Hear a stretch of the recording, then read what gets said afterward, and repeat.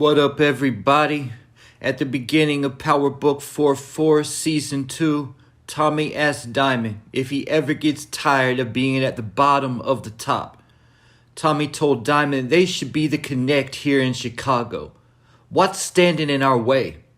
Keep in mind, Tommy is thinking this way because he's coming from New York, where him and Ghost were the biggest drug dealers in the city and at the top of the food chain.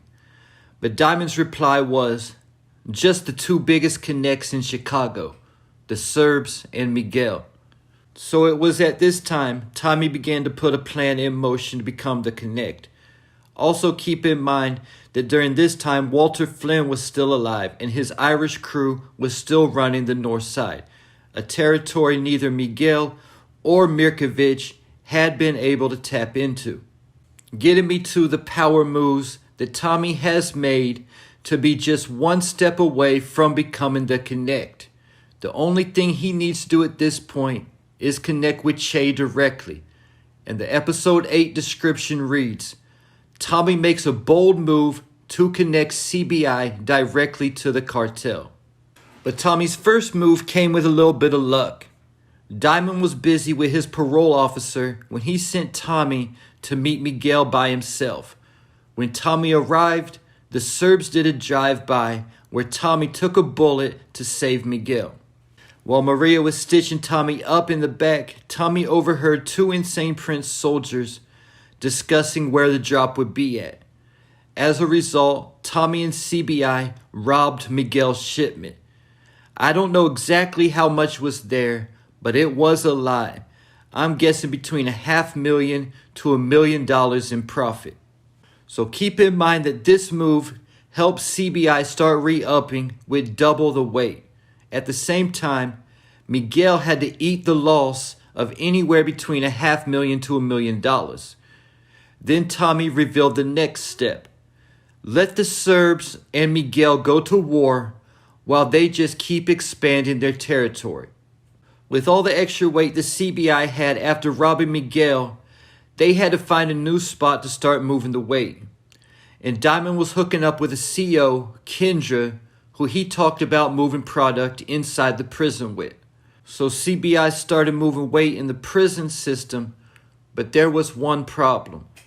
Rojas ran the prison system, and his connect was the Serbs. So he started causing problems for CBI.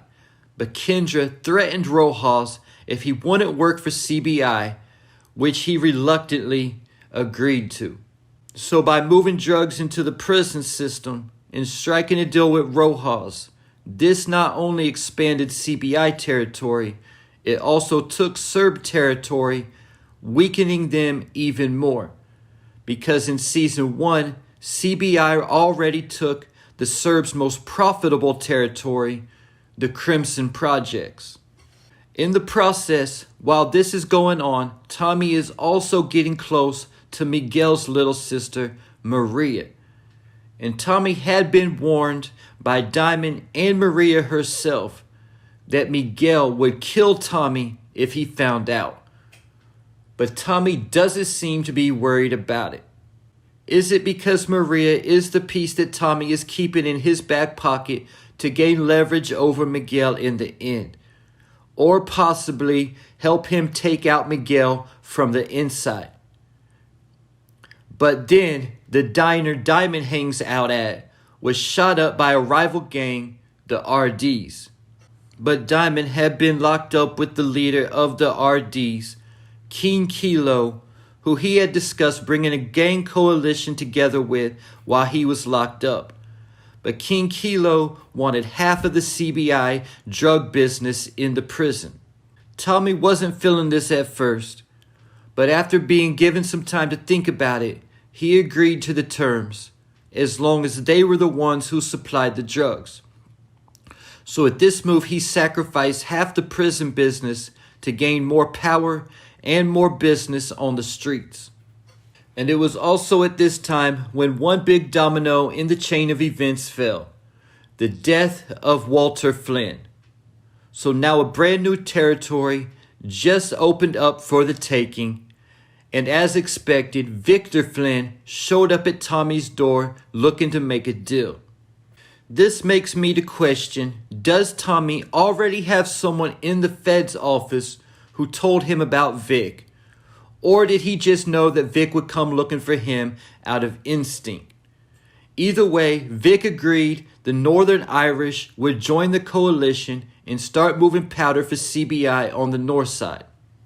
But this infuriated Mirkovich. Either though this was never his territory in the first place, he knew this move would make CBI too powerful, and he said he doesn't want them on his borders. But Tommy made the play to the north side anyway, which caused Mirkovich to retaliate. In retaliation, Mirkovich and the Serbs burnt down the entire Crimson projects, killing innocent people and customers in the process. So Miguel went looking for Tommy to talk about how they would deal with their mutual problem, the Serbs. Tommy's idea was not to go to war, but for Miguel to set up a meeting with Che and talk about how weak the Serbs have gotten, and how Miguel now moves 3 times their product, and that the Serbs need to be cut off. Miguel did this and got Che to cut off the Serbs without ever mentioning Tommy to Che. And he told Che that he would be able to step in and take over the Serbs' territory. The problem is that when Che cut off the Serbs, Mirkovich mentioned Tommy Egan to Che. And also, Tommy beat Miguel to the punch in taking over the Serbs' territory. Tommy met with the DSDs and their leader, Chavo Cardenas. And the DSDs agreed to get their product from CBI and join the coalition, and said that Chicago had been waiting for someone like Egan to come around for a long time. Tommy also learned a piece of information in this meeting that the DSDs don't like Miguel and would prefer not to do business with him. So CBI now has all of the South, the North, Southfield, County lockups, Garfield Park, and the DSDs all on lock. Like Tommy told Diamond, they were going to build a train that can't be stopped.